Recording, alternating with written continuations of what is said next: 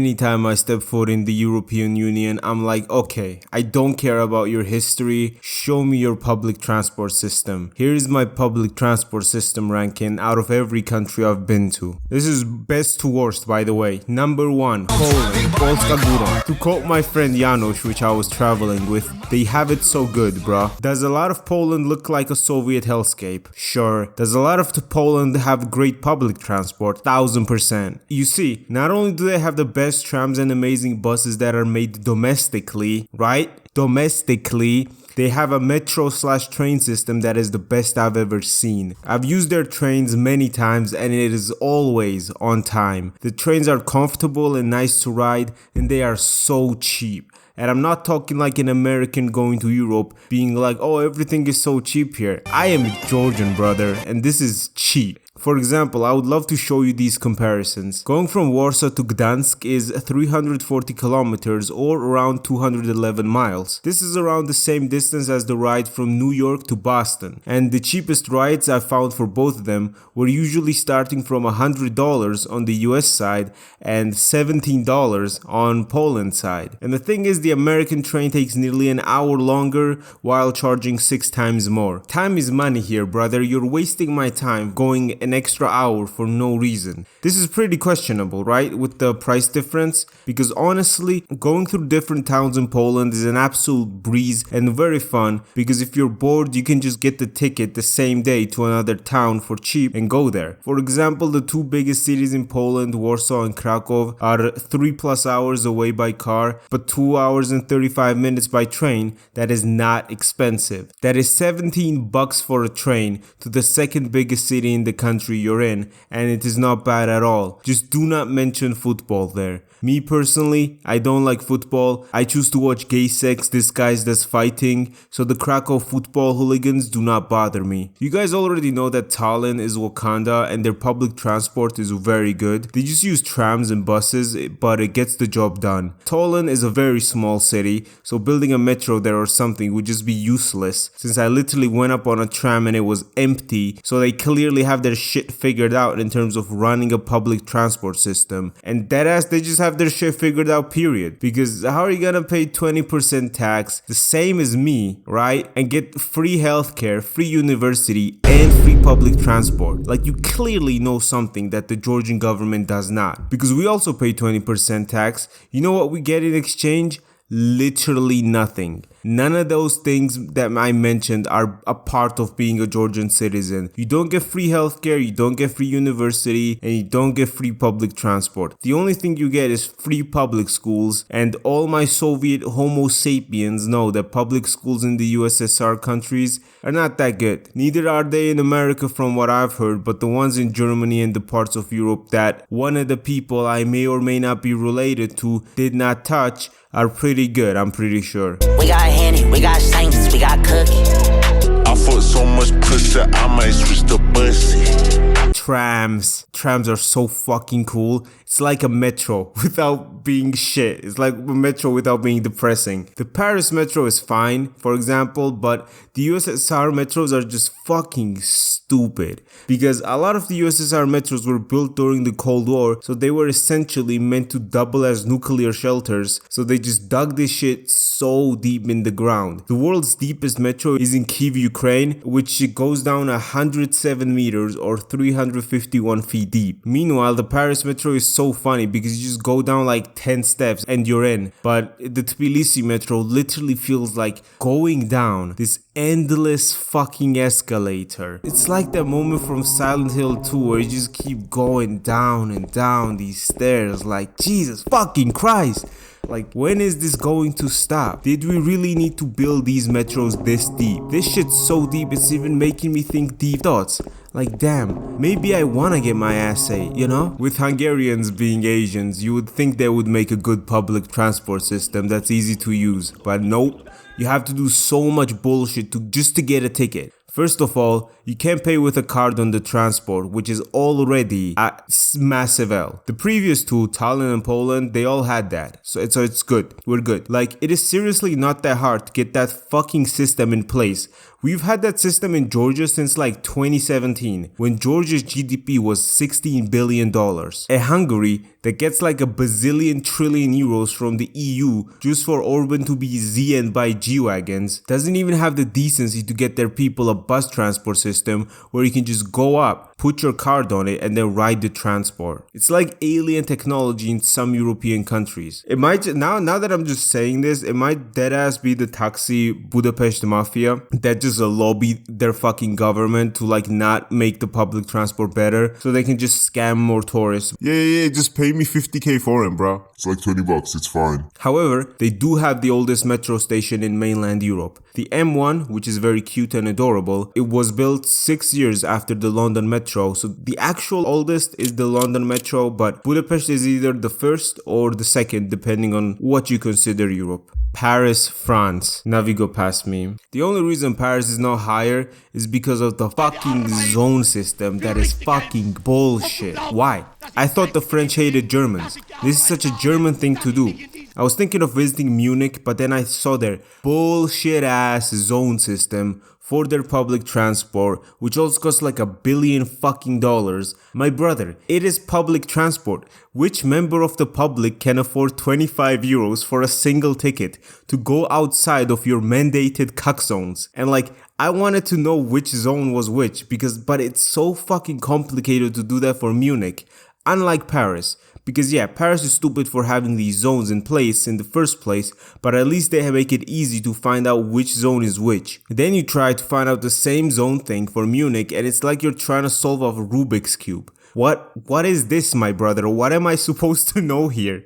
And they have this map, quote unquote, on their website like it's supposed to make sense. So this zone system in general is just horrible. There was this one time I got stuck in a fucking train station in Paris because I went to a place and then it told me it was not covered in the zone ticket I got because it was like a kilometer out of the zone, and it's just so fucking annoying for no reason. That shit also happened like 2 times. So listen, I love Paris. I think the city gets too much shit for what it is. It is very beautiful and it is very well taken care of. It also kind of looks like Tbilisi if you ignore the whole French thing, which was a good bonus for me. And the public transport is amazing when you're not going through this zone bullshit. The metro, the bus, all of that is just amazing. They're making a lot of cycling infrastructure too, which will make the city greener, and they're also investing a lot of money into making Paris a green city. They've built 50 kilometers of cycling lanes in Paris itself and 100 kilometers in the suburbs, and in total, they want to make 650 kilometers of bike lanes in Paris in order to make it more sustainable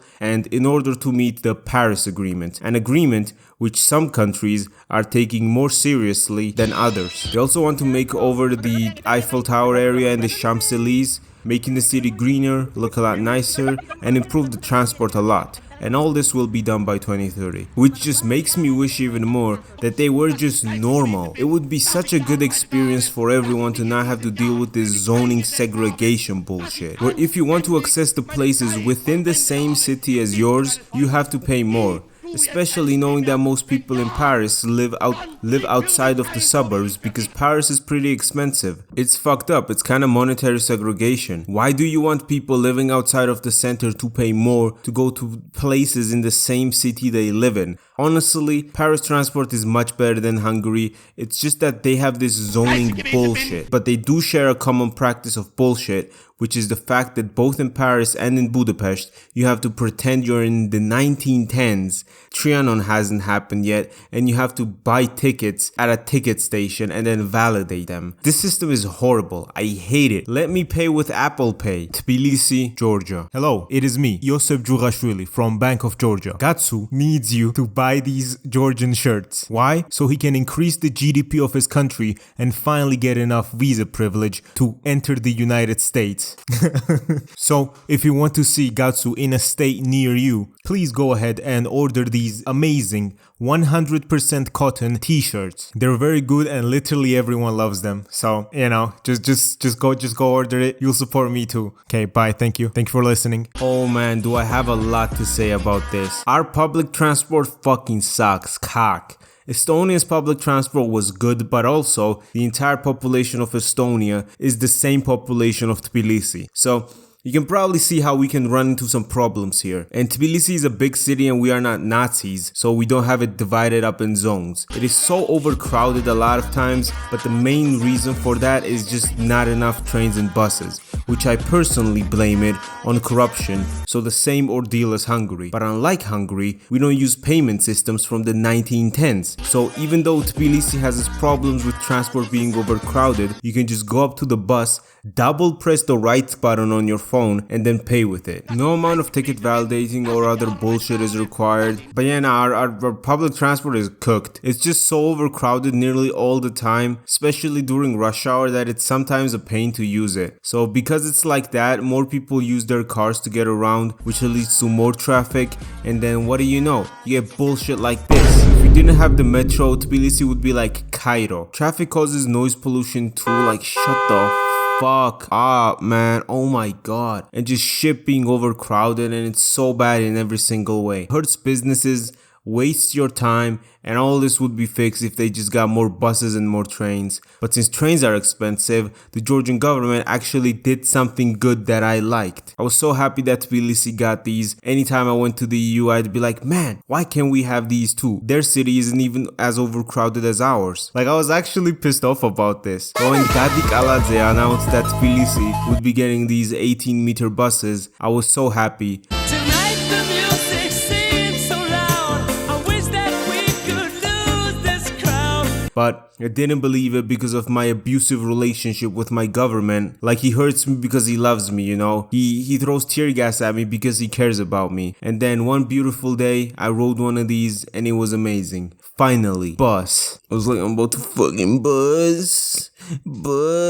I'm bussing.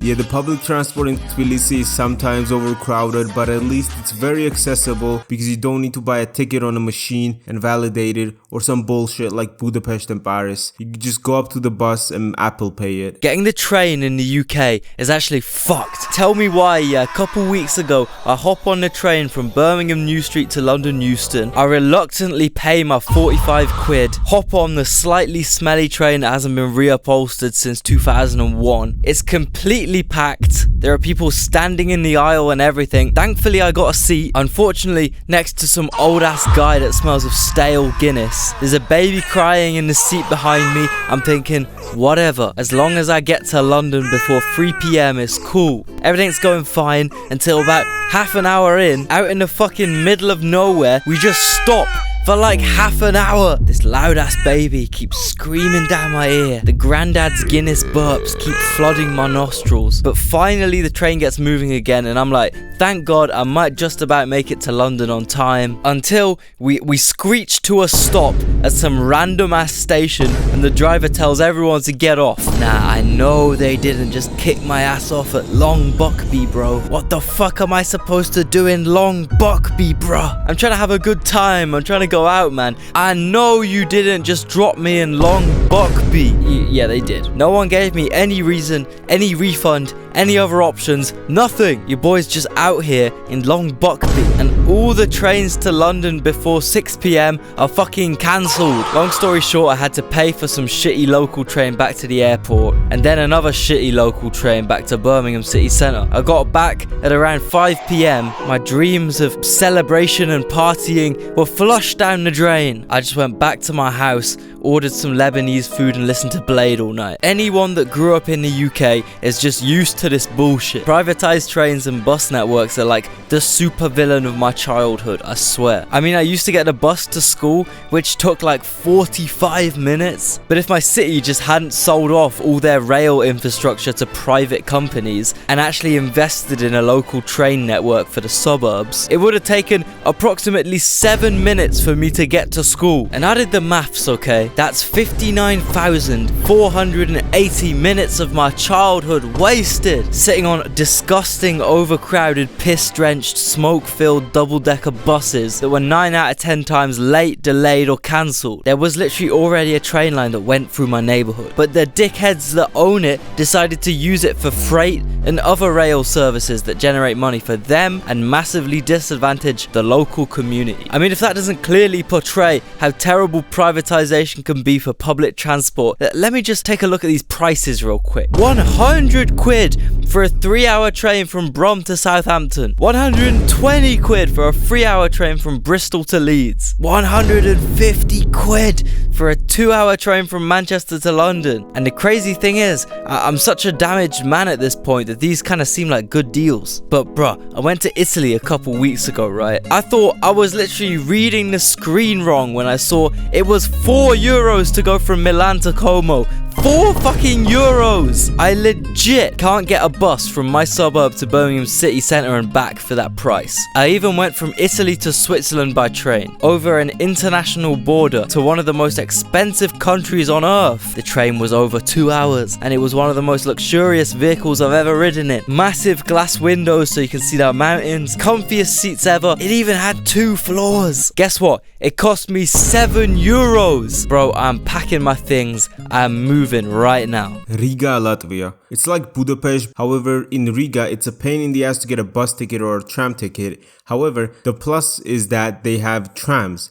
And it's also never overcrowded, probably because Riga's population is half the population of Tbilisi, but their transport system would be the same ranking as Tallinn, number 2, if they allowed me to fucking pay inside the bus with my card and not be anal about it. Because yeah, they have a tram, it's pretty cool. I only rode it once or twice because figuring out how to pay without opening up an account or some bullshit is a pain in the ass. So the way I paid it was I was hanging out with a viewer and they paid for me and my girlfriend in exchange for me getting them a drink at the bar. Completely fair exchange. I would gladly do it again so I don't have to figure out this bullshit. However, the transport itself is very good. Again, Latvia does not really have people, so it's easy to not have traffic in the city, but still they managed to keep traffic down to basically nothing, which was very nice. They have this very cute tram, and unfortunately I can't find a picture right now, but essentially the tram was a huge Latvian flag with embroidery on it, which looked very cool. Also, some people might say, oh, this and this country is EU, they got EU funds, so why are they still using old trams? Why not, bruh? Like, in today's society, where public transport is usually underfunded in most countries and the main problem is quantity, not quality, you don't want to just decrease the quantity because, oh, this tram is from the 60s, it's old. It gets the job done though, you know, like it gets people moving from point A to point B without any issues. And yeah, Latvia's public transport is pretty good. It's like, if only they let me pay for the transport and did not encourage me just hopping on and not paying for shit.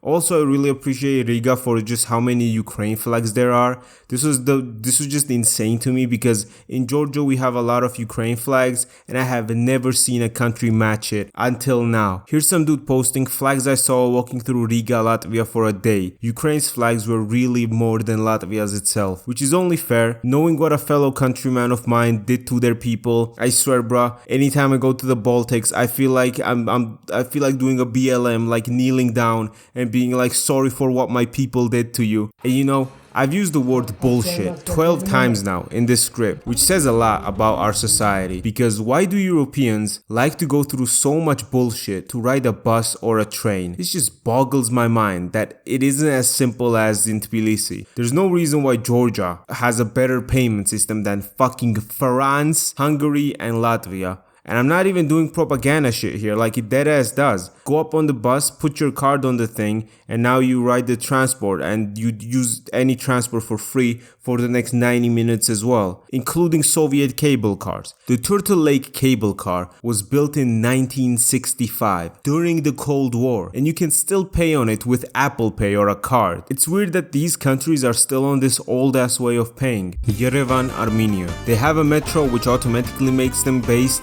However, their buses are pretty weird and I don't understand why they all have to be different color and a lot of times different model too. So it's not like there's one standard of buses they all use, which can get confusing. They do have trolley buses, which is based though. However, definitely not enough public transport because there are so many cars and it's so overcrowded and there's huge traffic a lot of times. Okay, while their public transport might not be like amazing, right? Lately, I've been starting to fuck with Armenia a lot, low-key. Because like the things they've been doing and the things their government have been doing have been very cool, especially like distancing themselves from Russia, which is like an extremely hard thing for Armenia to do because the only quote-unquote protection, right, it has ever gotten was from Russia against like Turkey and Azerbaijan, right? But like it's protection in quotation marks because they don't actually do jack shit. Like Azerbaijanis, they killed Russian soldiers and they still didn't do shit. So the fact that like Armenia is now sanctioning Russia, right, and making allies with the EU and the United States and France and generally the Western world instead of Russia, it fucking makes me so happy to see it, and also very jealous because, you know, I might have to protest, I might have to get tear gassed again. Yo, this protest is getting boring as fuck, bro.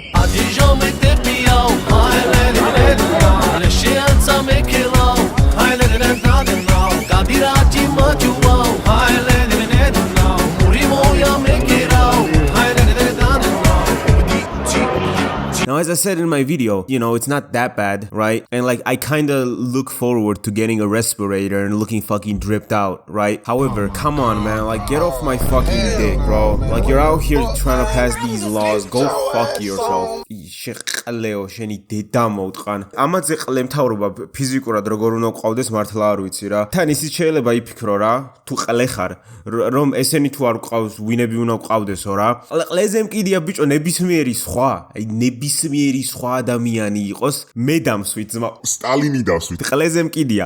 ნახე, აი და მაგარისოცილო იმიტომ არის რა, რომ ერთ-ერთი ტიპი ქართულ პოლიტიკაში ვინც მომწონს რა, პრეზიდენტი არის და ანუ ფრანგია ტიპი ქართველიც არ არის.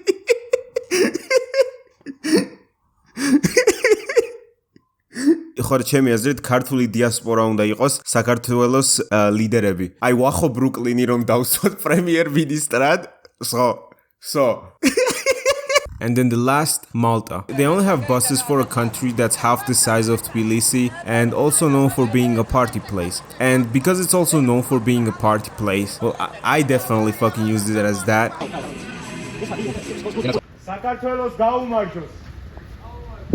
You'd expect the buses to at least run 24/7 or at least run until 12. But no, Malta's bus cutoff is at 11 p.m. There are quote-unquote night buses too, technically, but their night buses are fake.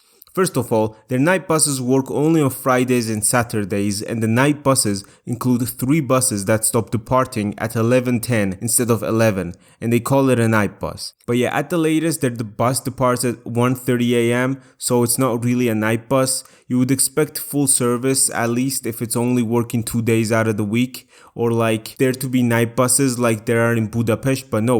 Actually, update, it was like this, but they updated it last year, so the bus service times got extended by usually 30 to 40 minutes for each route that I said. So the bus service now ends usually 30 to 40 minutes after what I said. So honestly, public transportation in the European Union is fucking amazing. Of course, my favorite was Poland out of all the places I've visited because it just makes sense, time-wise and price-wise and everything-wise. It's easy to buy and getting onto the public transport is not a pain in the fucking ass, unlike some countries, which is a big benefit of it. And what makes it stand out from the others, unlike other countries, is that Poland's public transportation does not encourage you to just hop on and not pay. I've heard Sweden and Luxembourg have very good public transportation too. However, we beat them 2-0 in football, so that's why I didn't really include them in the list.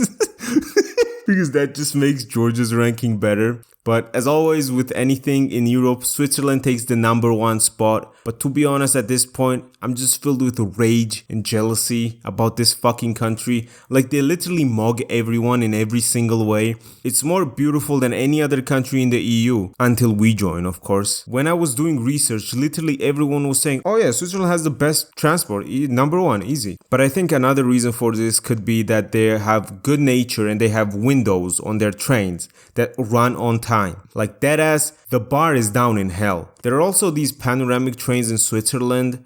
Let me check the price. Hell nah. They're making me pay $55 for reserving this seat, but others are not that bad. For example, to go from Zurich to Geneva, which is a major ride connecting 2 of the biggest cities, the train runs every 30 minutes and it costs around $36, which by Switzerland standards is a single double cheeseburger and chicken nuggets at McDonald's. Bonus!